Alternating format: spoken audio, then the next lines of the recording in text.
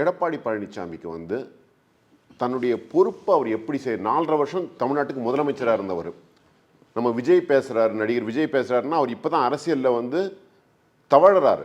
அவருக்கு யாரோ எழுதி கொடுக்குறாங்க, அவர் பேசுகிறாரு அப்படின்னும் போது அவரை நம்ம வந்து ரொம்ப மக்கள் வந்து அவர் தற்குறின்னு சொல்கிறாங்க, அவர் ஒரு கிளிப்பிள்ளை போல ஒப்பிக்கிறாரு அப்படின்னு சொல்கிறாங்க. ஆனால் திரு எடப்பாடி பழனிசாமி யாரோ எழுதி கொடுத்ததை பேசுகிறாருன்றது வந்து நம்ம நம்ப முடியாததாக இருக்குது.